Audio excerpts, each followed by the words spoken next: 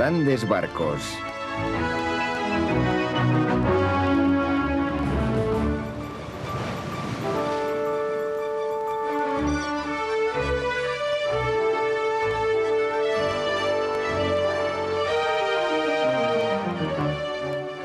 Los Clippers.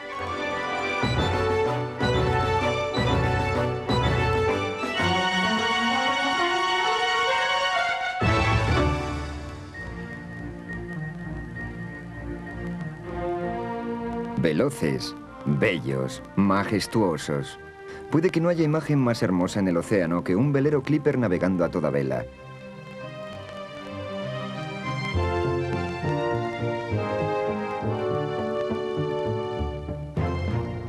Cientos de metros de velamen, cascos esbeltos que cortan las olas como si atravesaran nubes.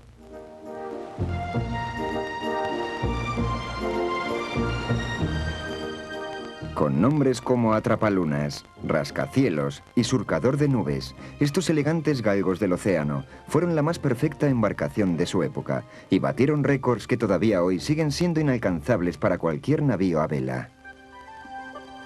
Un Clipper clásico tenía de 150 a 85 metros de eslora, aparejados con 3 mástiles que se elevaban a más de 60 metros de altura para dar espacio a sus docenas de velas y con una anchura de unos 15 metros podían surcar las olas a velocidades cercanas a 18 nudos. Los Estados Unidos lideraron el camino en el diseño y construcción de estos magníficos veleros. El Challenge, el Hurricane, el Sovereign of the Seas, el Dreadnought. Todos ellos fueron grandes navíos americanos cuyos nombres evocaban la energía y el optimismo de un joven país que comenzaba a sentir su poder. Todos ellos fueron creados por ingenieros visionarios que se atrevieron a desafiar a la tradición para alcanzar un único objetivo: velocidad. Las gestas de los indómitos Clippers, que competían entre sí contra los elementos, cautivaron la imaginación de América y del resto del mundo. Y aún hoy siguen siendo algunas de las crónicas más emocionantes de la historia náutica.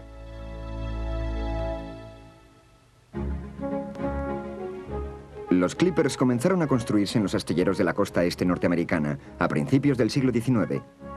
Los recientes avances en cartografía habían hecho posible el trazado de nuevas rutas comerciales. Esto, añadido a la creciente demanda de productos importados, supuso una revolución en el comercio norteamericano. Pero mercancías como el té chino o las especies orientales se deterioraban en largos trayectos por mar. En el transporte de esta valiosa y perentoria carga la rapidez era fundamental y solo los veleros más veloces podían asegurar una operación fructífera. Esos factores fueron una de las razones que provocaron este auge de los veleros rápidos. Pero también hay que tener en cuenta la fascinación de los norteamericanos por la velocidad. Era una cualidad muy importante que desde entonces siempre ha estado en nuestra cultura. Como sucede con otros tipos de veleros que han evolucionado con el tiempo, no hay una definición estricta de un Clipper. El término clip significa en inglés moverse rápidamente. Y ese es posiblemente el origen del nombre Clipper. Pero se ha aplicado a una serie de tipos de velero diferentes, con diferentes enjaretados e incluso con cascos totalmente distintos. El modelo con el que yo más identifico a los Clippers es una goleta con 3 palos, esbelta y diseñada para la velocidad. Con altos mástiles, mucha anchura de aparejos y gran cantidad de lona. Y lo más importante es que las velas permanecen puestas día y noche. No se arrían cuando hace mal tiempo al terminar el día. Se pretende aprovechar la abundancia de vela para navegar lo más rápido posible. Algunos de los Clippers podían mantener velocidades que rondaban los 18 nudos, recorriendo unas 450 millas náuticas al día. Esto era inaudito. Algún Clipper llegó a viajar 2.200 millas en una semana. Lograban travesías increíbles. Estos ligeros navíos yanquis fueron la culminación de una búsqueda de la velocidad que había comenzado 200 años atrás. Los primeros mercantes rápidos pertenecían a Inglaterra y Holanda, los llamados Indias Orientales, y durante el siglo XVII consiguieron recortar la duración de las largas rutas comerciales asiáticas. El interés por el diseño de navíos rápidos surgió en América en el siglo XVIII. Durante la Guerra de Independencia Americana en 1812, los veleros pequeños y rápidos demostraron su efectividad como goletas de guerra, consiguiendo muchas victorias ante los comparativamente torpes buques ingleses. Pero el primer antecedente directo del Clipper fue un navío algo posterior llamado el Baltimore Clipper.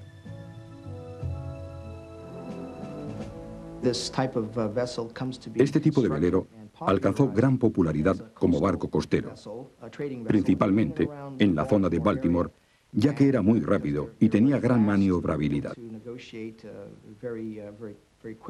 Así, a estos barcos se les dio el nombre de Clippers de Baltimore.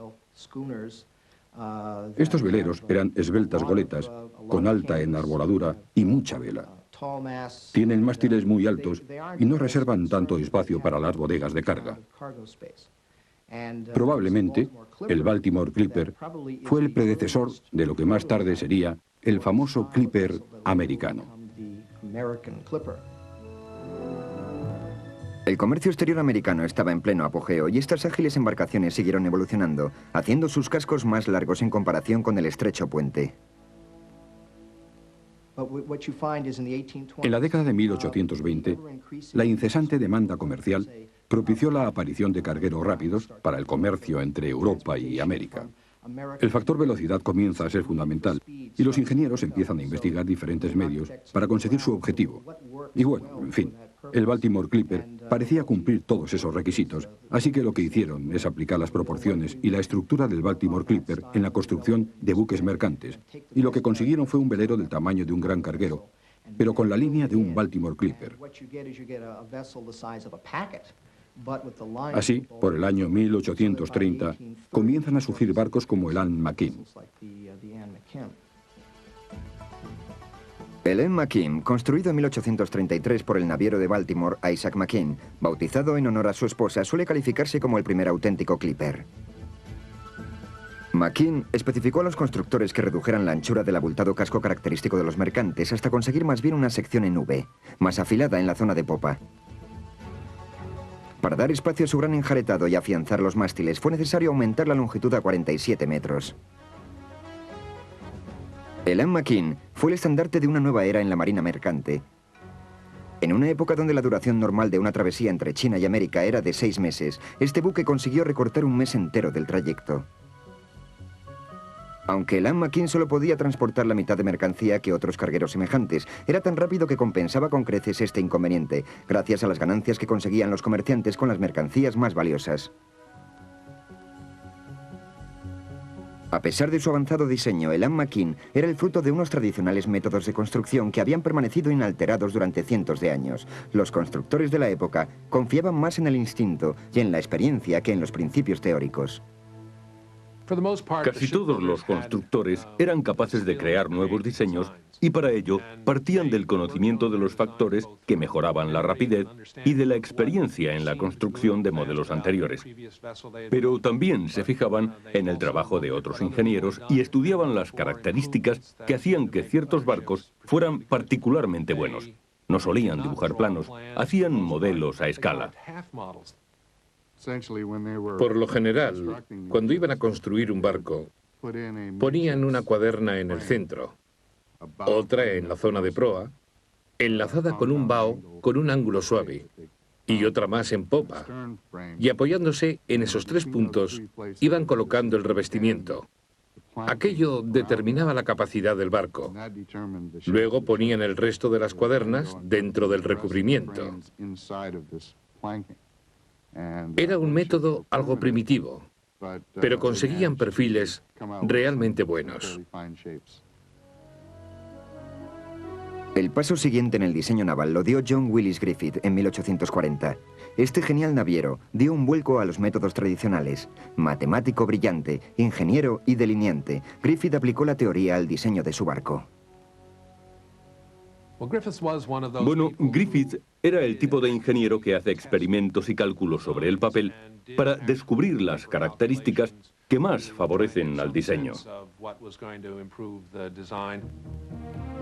Sus métodos dieron fruto con el Clipper Rainbow. Fletado en 1843, el buque medía 53 metros de largo y 11 de ancho, aún más esbelto que el Anne McKim. Estas características le permitieron realizar la travesía entre Nueva York y China en un tiempo récord de 102 días, lo cual supuso un premio de $45.000 para sus propietarios, más de lo que había costado construir el barco. El mundo naval y el arte de construir barcos no volverían a ser los mismos. Tras el éxito del Rainbow, la fuerte competición por ser el más rápido provocó un explosivo aumento de la construcción de clippers, así que alrededor de 1845, los veleros americanos vivían su época dorada. Cada vez más largos y estrechos, estos navíos terminaron por recibir el nombre de clippers extremos. El clipper extremo tiene una proa muy afilada para cortar el agua. Son largos, muy estrechos, de líneas suaves y alargadas, diseñados para minimizar la resistencia del agua. Son altos y de arboladura muy ancha para dar cabida a la mayor cantidad de tela posible y aprovechar al máximo la fuerza del viento. En ocasiones, esto fue en detrimento de la maniobrabilidad o de la capacidad de carga. Hubo que sacrificar muchas cosas, incluso el confort para conseguir la mayor velocidad posible. Su estructura es fuerte, construida con los mejores materiales a fin de soportar los tremendos esfuerzos provocados por la fuerza del mar y el viento. Estos barcos fueron diseñados por un grupo de maestros navieros que seguían los pasos de Isaac McKean y John Griffith. Al frente de todos ellos estaba el constructor Donald Mackay. Siempre veloces, independientemente de las condiciones atmosféricas, los clippers de Mackay fueron los más laureados de su tiempo. Los marineros contaban historias de barcos con velas rasgadas, retorciéndose en medio de la tormenta cuando de repente un clipper de Donald Mackay pasaba como un relámpago a toda vela. A veces, decían, si la tormenta era a la hora del cóctel, había pasajeros bailando en cubierta. Bueno, Mackay o Mackay, según se quiera pronunciarlo, era un auténtico genio. Venía de Nueva Escocia. Primero vivió en Nueva York, donde trabajó de aprendiz, y terminó haciéndose un maestro en su oficio. En 1840 Mackay abandonó Nueva York y se trasladó a Boston, donde fundó sus propios astilleros. En Boston había mejor maquinaria y en los astilleros de Mackay utilizaban sierras muy potentes para serrar las cuadernas de una sola pieza. Hay otro factor destacable, y es que Donald era un excelente patrón. Era un buen jefe, se organizaba muy bien, sabía dónde conseguir los materiales y cómo construir un velero fuerte. En 1845 Mackay empezó a construir veleros rápidos para el transporte de pasajeros a través del Atlántico. Su primer clipper fue el Staghound en 1850. Tras el éxito del Staghound, Mackay empezó a trabajar en el Flying Cloud. Uno de los testigos de los progresos diarios del Flying Cloud durante el invierno y la primavera de 1851 fue el poeta Henry Wadsworth Longfellow. Longfellow inmortalizó al barco y a su creador en un poema titulado La construcción de la nave. En él describe a Mackay como un virtuoso. Otros le llaman el Leonardo de los Clipper. El Flying Cloud fue una de sus obras maestras.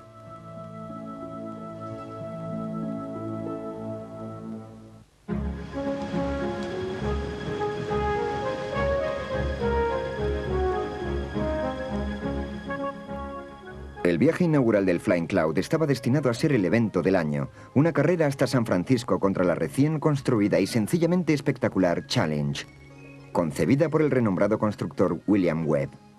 La nave, con una proa semejante a un cuchillo, casco ligeramente aplanado, quilla afilada y altísimos mástiles, era el clipper más extremo que jamás haya existido. También era extremo en precio. Los magnates neoyorquinos George y Nat Greenswald sufragaron su construcción con $150.000. El Challenge había costado el doble que cualquier barco de su especie. Era más largo que cualquiera de los veleros de la época. No había ninguno como él. Tenía 80 metros de eslora. Pesaba más de 2.000 toneladas. Sus mástiles se elevaban a 63 metros de altura. Con toda la lona desplegada, incluidos los aparejos adicionales que llevaba en los flancos, tenía una anchura de velamen de más de 50 metros. Así que era una nave extrema en todos sus aspectos. Estas enormes dimensiones, sus enormes aparejos, etc., dispararon su coste. Por entonces, San Francisco era el destino natural de una carrera entre clippers. Aunque estas competiciones solían ser espontáneas e informales, había mucho en juego. La reputación de ser el más rápido aseguraba a los ganadores mejores dividendos por sus mercancías y por sus pasajeros. Y San Francisco se estaba convirtiendo en un imán para ambas cosas. Cuando accidentalmente se descubrió oro en Sutter's Mill, California, en 1849, San Francisco se convirtió en el destino de los buscadores de oro, el lugar adecuado para hacer fortuna, ya sea con el oro o con el transporte a dicha zona de mercancías y pasajeros a precios elevados. Mientras que pocos años antes llegaba solo un barco al mes para recoger agua dulce o madera, el puerto de San Francisco recibía ahora hasta 60 navíos en 48 horas. George y Nat Greenswald estaban decididos a conseguir la mayor porción del comercio californiano que les fuera posible, y con el Challenge creían estar preparados para ello. Pero todavía necesitaban un capitán que sacara el máximo provecho de la embarcación. Ese hombre era Robert Waterman. Waterman, de 41 años de edad, era hijo de un capitán ballenero y tenía años de experiencia en el transporte transatlántico en las rutas asiáticas. Apuesto deporte y siempre a la moda, se le llegó a describir como el dandy de la vela.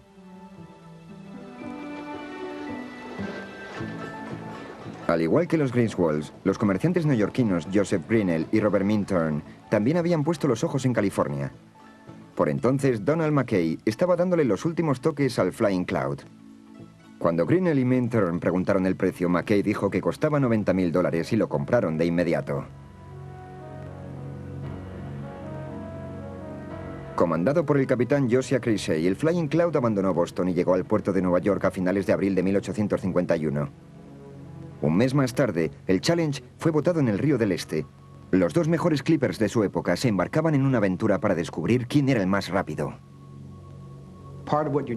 Uno de los principales factores en una regata con dos embarcaciones tan igualadas son los patrones. Y este es un caso muy interesante, en el que vemos enfrentados dos métodos de mando muy distintos entre sí. Primero, tenemos al bueno de Josiah Cresey, un capitán conocido por su habilidad para dirigir a sus hombres. La tripulación le respetaba y obedecía. Existía un verdadero sentimiento de camaradería, pues el capitán compartía el esfuerzo de la travesía con ellos. Y luego, por otro lado, tenemos al patrón del Challenge, Robert Waterman, también conocido como Tirano Waterman, y déjenme decirles una cosa. Este hombre aterrorizaba a su tripulación. La única razón por la que le obedecían es porque temían que Waterman les pegara un tiro. Esto es una muestra de la época tan competitiva que se vivía. No solo competían dos barcos, la reputación de los patrones también estaba en juego. El 2 de junio de 1851, el Parque Battery en Manhattan estaba abarrotado de espectadores que se habían congregado para ver al Flying Cloud desplegar velas. Mientras tanto, su rival, el Challenge, está siendo cargado. El Flying Cloud salió el primero, pero se trataba de una carrera contrarreloj. El Flying Cloud abandonó Nueva York y pasó ciertos aprietos en el Cabo de Hornos, pero por fin logró rebasarlo. Parte del mérito era de la esposa del capitán. Josiah Cresey era el famoso, experimentado e inagotable marinero, pero su mujer era una muy competente navegante que conocía las últimas informaciones acerca de las mareas, corrientes, etc. Así que gracias a su labor de navegante, el velero llegó a San Francisco tras solo 89 días de travesía. El Challenge, por otra parte, tuvo un viaje más accidentado. Su tripulación no estaba al nivel de la de Cresey, ya que este realizó la primera selección al partir unas semanas antes. Así que cuando Waterman llegó a bordo del Challenge, se encontró a unos hombres inexpertos a los que había que poner en forma, y por desgracia, lo hizo a su manera. Llegó a San Francisco con 9 hombres menos. Varios murieron a tiros por no moverse lo suficientemente rápido al recibir una orden. Ya sabe, decía, sacad vela. Y si otro decía, ahora voy, pues no me vale. Y llegaba a matar en la misma cubierta. Pero ya se sabe, el patrón de un barco es virtualmente un dictador. Hay que obedecerle y hacerlo al instante. En parte debido al bajo estado de moral provocado por la salvaje disciplina de Waterman, el tiempo del Challenge quedó muy lejos del récord de 89 días conseguido por el Flying Cloud. Más aún, las autoridades estadounidenses arrestaron a Waterman, acusándole de asesinato. Él, como respuesta, acusó a 6 de sus hombres de organizar un motín. Durante los 4 meses siguientes, los tribunales estuvieron atascados con juicios, apelaciones y recursos. Los presuntos amotinados fueron declarados inocentes. Los periódicos locales, sedientos de sangre, pedían la cabeza de Waterman. Pero al final, solo tuvo que pagar una fianza de $400 por malos tratos. Se descubrió que todo lo que había hecho estaba comprendido dentro de los derechos de un capitán. Incluso hombres, como Cressey, infringían castigos a sus hombres, ya que había peleas entre los miembros de la tripulación y había que mantener la disciplina a bordo. Pero en mi opinión, lo que los subordinados de Waterman querían denunciar es que, dejando aparte la disciplina, disparar a los tripulantes a sangre fría era una aberración. Por entonces, muchos capitanes despreciaban la vida humana en aras de la velocidad. Lo único que les importaba era llegar lo antes posible a su destino. Waterman abandonó el mar después de aquello y nunca regresó. Se fue a vivir a California y se hizo ranchero. Como dato anecdótico, cuando murió y trajeron su cadáver a Connecticut para enterrarlo, lo trajeron en tren. La carrera entre el Challenge y el Flying Cloud fue uno de los acontecimientos más sonados de la época. A partir de entonces, los veleros Clipper pasarían a formar parte de la vida pública. El océano era el pastel de América por aquel entonces. La nación se sentía impulsada hacia el mar y anhelaban el honor de ser los soberanos del mar. Tras la guerra de secesión, llegaron los buques a vapor británicos y eclipsaron a los nuestros. Pero durante un brillante periodo, fuimos los líderes del océano. El pueblo americano había cautivado la imaginación del mundo entero. Y en todos los cafés, alguien decía: a ver, apuesto a que el velero Challenge va a ganar al Flying Cloud, y fijaban una apuesta. Estos grandes veleros y sus carreras fueron populares en casi todo el mundo. La gente seguía las carreras de los capitanes como si se tratara de resultados de béisbol o de fútbol americano. Había competiciones y había récords. La gente estaba entusiasmada. La joven nación comenzaba a bautizar sus barcos como Soberano de los Mares, El Temible o La Bruja de las Olas, invocando al espíritu americano, en lugar de darles el nombre de una persona en particular. Y eso refleja la ilusión que se sentía. En aquellas carreras alrededor del Cabo de Hornos, el Flying Cloud de Donald Mackay era el velero a batir. En una ocasión navegó 427 millas en un solo día, a una velocidad media de 18 nudos. Pero pronto, el Lightning, también de Mackay, batió esa marca recorriendo 436 millas en un día. En 1854, otro Clipper de Mackay, el campeón del mar, en su época el mayor barco a vela del mundo, hizo un trayecto de 465 millas en 24 horas en una travesía a Australia. Esta marca aún no ha sido igualada por ningún otro navío de vela.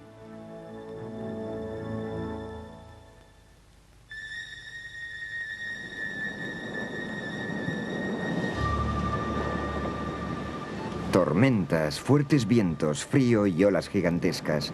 Tales eran las severas condiciones que tenían que afrontar los barcos y su tripulación, pero la velocidad de los Clippers suponía un esfuerzo aún mayor para los veleros y sus hombres. Navegaban a velocidades en torno a los 15 o 17 nudos, hora tras hora, durante varios días seguidos. Esto suponía una continua tensión para los aparejos, la tripulación y las velas. A veces era desastroso. Naves desarboladas, velas desgarradas, aunque por entonces había medios muy ingeniosos para solucionar esos problemas en alta mar y continuar la travesía. Estos navíos no recogían velas cuando había tormenta. De hecho, las preferían. Las tormentas, desde su punto de vista, eran ventajosas puesto que podían aprovechar los fuertes vientos para impulsar al velero a una velocidad aún mayor. Una de las cosas más llamativas para la gente era que siempre llegaban a puerto con aparejos rotos o los mástiles tronchados. Un hombre que ha afrontado las mismas brutales condiciones que causaban estragos en los Clippers es el mundialmente famoso marinero Sir Robin Knox Johnston, que ha dado la vuelta al mundo en solitario y sin escalas, con un pequeño velero. Hoy sigue siendo igual de peligroso que entonces, y esto es algo que mucha gente olvida. Las olas son igual de grandes y de húmedas. Nuestra ropa es algo mejor, pero aún así el agua se empeña en seguir metiéndose por el cogote. Hace frío. El tiempo es horrible. Yo mismo he estado en el Atlántico Sur intentando arriar una vela mayor. Hacía un frío de muerte y no sirve de nada llevar guantes. Uno no siente las manos y no tenía más remedio que golpearlas contra las jarcias para recuperar algo de tacto.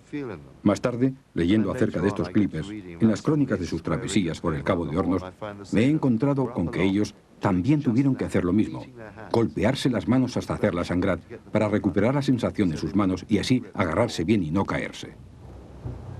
El capitán retirado Adrian Small comenzó como grumete en un gran velero en 1920 y sabe lo que debió ser bordear el Cabo de Hornos en un clipper.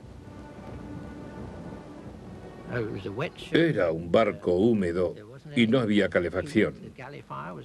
El fuego de la cocina estuvo semanas apagado. Y todo ese tiempo lo pasamos bastante mal. Nos salían sabañones por el roce del impermeable en las manos y en el cuello. Vivíamos con el impermeable puesto. A veces te daban ganas de tirarlo al mar. Siempre tenías los pies mojados. No había manera de evitarlo.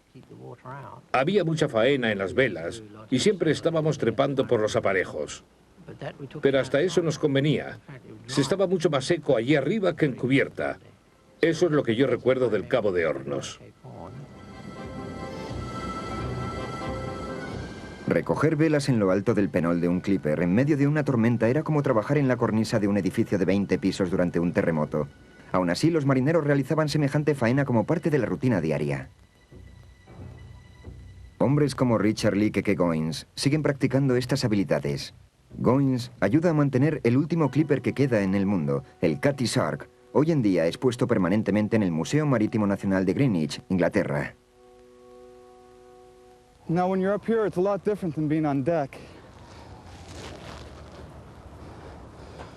Estar aquí arriba es muy diferente de estar en cubierta, porque ya puede imaginarse el balanceo del barco. The deck is moving quite a bit. Pero cuando estás a 40 o 50 metros sobre cubierta, el movimiento es mucho mayor. It tends to be moving quite a bit more. Es como cuando espantas a una mosca de encima de un lápiz. Al igual que en otros veleros, en un clipper no se dejaba de trabajar durante la noche. Había que mantenerlo continuamente. La tripulación hacía turnos, que por lo general solían ser de 12 horas, pero el capitán no tenía horario, estaba de servicio día y noche. Después de la revisión general llevada a cabo a primera hora de la mañana, el capitán consultaba su sextante, un instrumento utilizado para medir el ángulo de separación del sol con el horizonte y así calcular la latitud. Luego, el capitán consultaba los mapas de navegación y después subían a cubierta la cuerda corredera para medir la velocidad del navío. La cuerda corredera, o cuerda de madero, según se le quiera llamar, es un método básico para calcular la velocidad de un barco. Se lanza por la popa una boya atada a un cabo. La cuerda lleva atados unos nudos a una distancia de unos 16 metros entre sí. Se dejaba correr la cuerda arrastrada por la boya y se contaban los nudos que pasaban por tus manos por un periodo de 28 segundos. El número de nudos que arrastraba la boya en ese tiempo era la velocidad en nudos del barco. Al final de cada turno, los marineros iban a descansar a sus camarotes, que estaban o bien en la zona de proa o en pequeñas cabinas encima de la bodega. Aunque había más comodidades que en la mayoría de veleros de su época, los cuidados médicos eran aún muy primitivos. Los tripulantes enfermos recibían como remedio a todos los males una dosis de sal o de ipecacuana, y los huesos rotos los atendía algún oficial experimentado. Si alguien padecía apendicitis, moría. Había pocos marineros que llegaran a la edad de 50 años.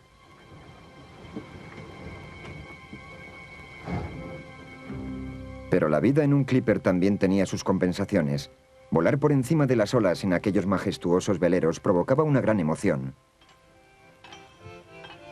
Y al igual que su capitán, la tripulación de un navío especialmente rápido era muy respetada entre la gente del mar. Los marineros se entretenían en sus descansos jugando a las damas o a las cartas. y entonaban cánticos marineros para marcar el ritmo de sus tareas.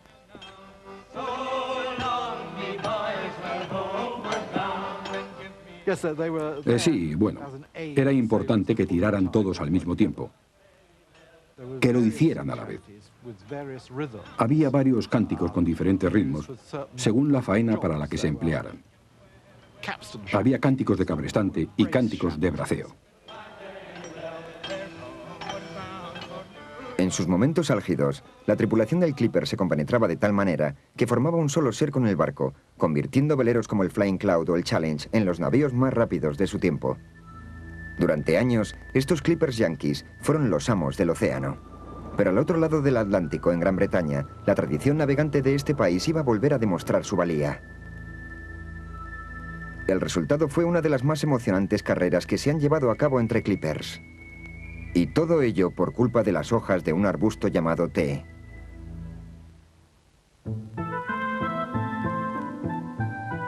En el siglo XIX, el té era la bebida más popular de Inglaterra. El ávido público británico gastaba enormes sumas en esta deliciosa infusión. Pero la zona de cultivo del té se encontraba en China, a más de 12.000 millas náuticas de los muelles de Londres. Transportada a bordo de los lentos cargueros, la mercancía a menudo llegaba arruinada o en mal estado. El principal obstáculo para el transporte rápido de mercancías era la barrera legal impuesta por las autoridades británicas, una ley limitada a los armadores británicos a construir barcos mercantes cortos, gruesos y lentos. Otra, la llamada Acta de Navegación, prohibía el transporte de té a bordo de los veloces Clippers americanos que por entonces habían arrebatado a los británicos la supremacía en el transporte por mar de bienes valiosos. Todas las mercancías que llegaban a Inglaterra debían hacerlo en lo que se llamaban bodegas británicas, es decir, en barcos británicos. Hubo que esperar a que se revisara el acta de navegación para que se permitiera la competencia de otras naciones. Cuando se abolieron las restricciones de transporte en 1849, sucedieron dos cosas. Los británicos enseguida se interesaron en hacer cargueros más rápidos, y los Clippers americanos entraron en el tráfico de té. Sucedió lo siguiente. 1 o 2 Clippers americanos partieron hacia China, llenaron sus bodegas con té y llegaron a Londres 3 o 4 semanas antes que los cargueros británicos que hacían esa ruta. Por supuesto, los armadores ingleses acudieron de todas partes, de Liverpool, de Bristol, vinieron a Londres a contemplar estos locos inventos americanos de maravilloso diseño. Y claro, no tardaron en aprender. Uno de los más destacados entre esos Clippers era el Oriental. Bueno, ese navío causó un tremendo revuelo entre los armadores británicos cuando se votó en 1850, porque, en primer lugar, era mucho más grande que nuestros barcos, pesaba 1.600 toneladas y había hecho una travesía increíble desde Hong Kong en solo 96 días, lo cual nadie había conseguido hasta entonces. Influidos por el diseño del Oriental, los británicos comenzaron a construir sus propios Clippers, pero incorporaron algunos avances fundamentales. El más importante fue la utilización de largueros de hierro para reforzar las cuadernas, lo cual fortalecía la estructura. A estos veleros se les dio en llamar Clippers compuestos, y el más famoso de ellos fue el legendario Cutty Sark. Los Clippers americanos estaban hechos de madera solamente. Allí tenían grandes reservas de madera para construcción, pero nosotros habíamos agotado las nuestras durante las guerras con Napoleón para construir buques de guerra. Además, la revolución industrial había comenzado en Inglaterra y había mucha tecnología para el empleo del hierro. Así, construyeron embarcaciones muy fuertes y robustas que tenían menos averías que los barcos de madera y solían durar más tiempo. A pesar de ser más pequeños y a veces más lentos que los Clippers americanos, los robustos veleros británicos hacían travesías excelentes. Aún así, los Clippers yanquis continuaron a la cabeza del comercio de té durante la década de 1850. Sin embargo, en 1860 la mayoría de los veleros americanos se fueron quedando fuera de servicio debido a sus elevados costes de mantenimiento y a la depresión económica en su país de origen. Con los yanquis fuera de combate, el transporte anual de la cosecha de té chino fue escenario exclusivo de las carreras entre Clippers compuestos británicos. Esas competiciones eran los eventos deportivos del año, seguidos con pasión por constructores, patrones de barco, comerciantes y público en general. Los británicos apostaban cuál sería el primero en llegar, igual que en el Grand National. Ya sabe, la carrera de caballos de obstáculos. Quizá la más dramática de esas carreras del té fue la que tuvo lugar en 1862 entre el Cutty Sark y su mayor rival, el Clipper Thermopylae. La carrera entre el Cutty Sark y el Thermopylae fue instigada por la rivalidad entre países, pero también había factores económicos en juego. Obviamente, el barco más rápido, el primero en llegar a Londres, vendería el té a mejor precio.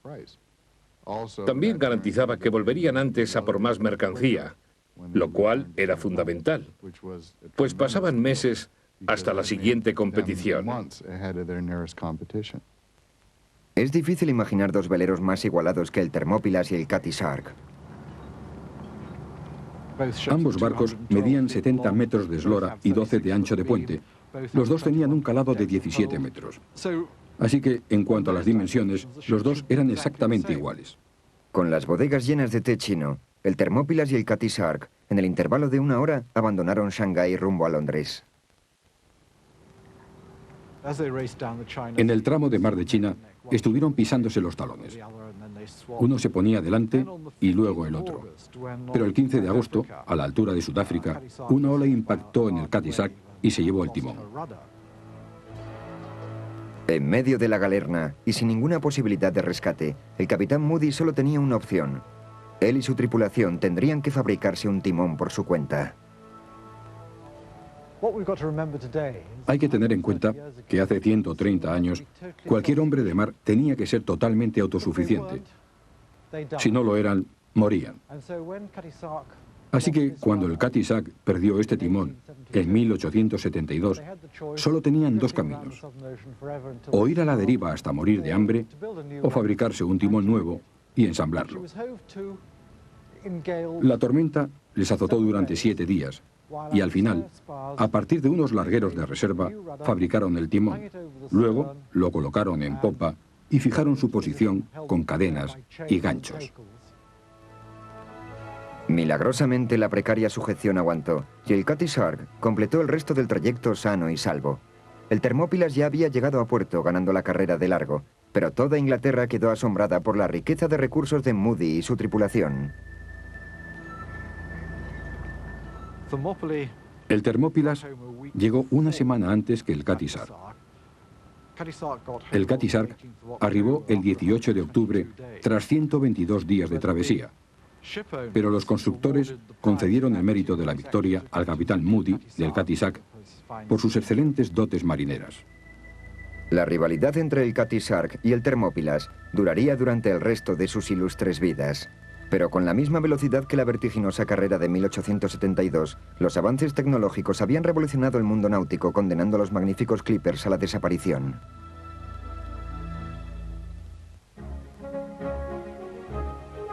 Irónicamente, algunas de las características de diseño que hicieron famosos a los clippers contribuyeron a su caída en desgracia.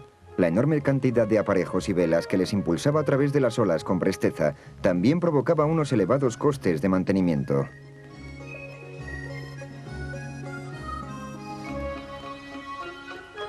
El continuo desarrollo de los barcos de vapor, que eran cada vez más grandes y seguros, también era una amenaza. Pero también había otros factores de importancia que hicieron cambiar las condiciones que propiciaron la aparición de los clippers. Con el ocaso de la fiebre del oro y la pérdida de importancia de San Francisco como nudo comercial, la demanda de clippers comienza a bajar ostensiblemente. También hay que tener en cuenta la crisis económica que se apodera del país durante 1856 y 57. Con semejante situación económica, los inversores no estaban tan dispuestos a arriesgar su capital en la construcción de un velero clipper. Así que, por la época de la Guerra de Secesión, la era del clipper en América había terminado, igual que le pasó al dodo. Era el fin. Para los constructores británicos de clippers compuestos como el Cutty Sark, la situación era algo diferente. Los clippers ingleses, sin embargo, se siguieron usando mucho en esta época. De hecho, varios de los grandes clippers americanos, como el Soberano de los Mares y el Flying Club, fueron adquiridos por compañías británicas que necesitaban el mayor número posible de clippers para abarcar el comercio del té chino y de la lana australiana. Así que algunos de los Clippers más emblemáticos terminaron funcionando bajo manos británicas. Sin embargo, esto tampoco dura más allá de la década de 1870. Esta fecha se podría considerar como el final de los Clippers, que habían caído en desuso tanto en el comercio americano como británico. Durante los años posteriores, algunos de los más gloriosos galgos del mar quedaron reducidos a meros cargueros de mercancía barata como algodón o madera. Otros transportaban mano de obra barata a Sudamérica y regresaban cargados de guano. El guano, por supuesto, era una mercancía muy vulgar para ser transportada por un noble velero clipper. Pero la demanda de guano o de excrementos de pájaro en América, Inglaterra y toda Europa era cada vez más fuerte, así que muchos de ellos tomaban rumbo a las islas Chincho y traían guano para fertilizantes. La inauguración del canal de Suez en 1869 supuso un duro golpe para los pocos clippers que seguían en activo. El canal acortaba la ruta de China a Inglaterra en 4.000 millas náuticas, haciendo el trayecto viable económicamente para los barcos de vapor de entonces. Después, en 1914, la apertura del canal de Panamá acabó con los clippers de una vez por todas. A partir de entonces, los obsoletos pero aún hermosos clippers fueron vendidos a bajo precio a comerciantes extranjeros que reducían costes a base de ignorar reparaciones y matar de hambre a sus tripulaciones. Como colmo de la deshonra, algunos acabaron como reserva de madera para los barcos de vapor. La mayoría fueron a parar a dique seco y otros se dejaron pudrir en alguna playa retirada.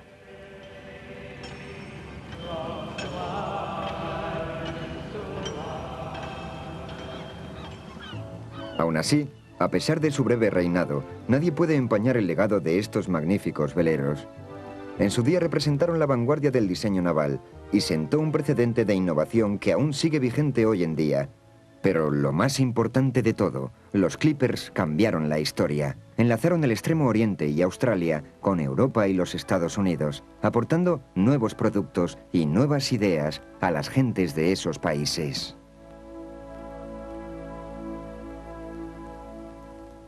El comercio con Oriente fue muy importante y tuvo un efecto muy amplio sobre la cultura americana. Llegaron productos exóticos, especias, el té, utensilios nuevos, seda, etc. Todos esos productos ejercieron una gran influencia, cambiaron nuestra manera de ver el mundo e incluso nuestros propios hogares.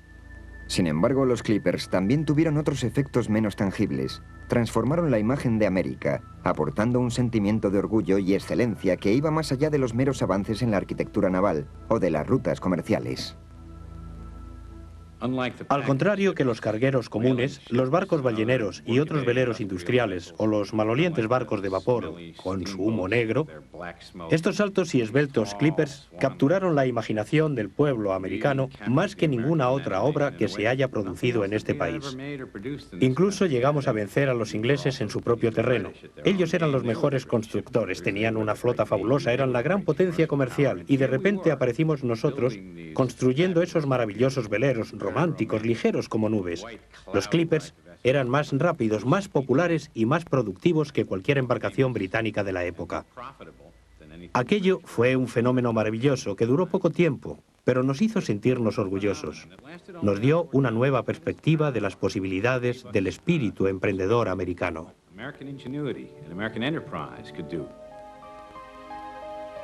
Aún así, la impresión más indeleble dejada por los clippers es puramente estética.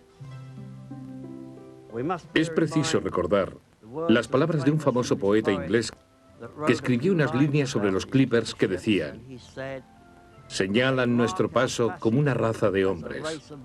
El mundo nunca volverá a contemplar ningún barco como estos.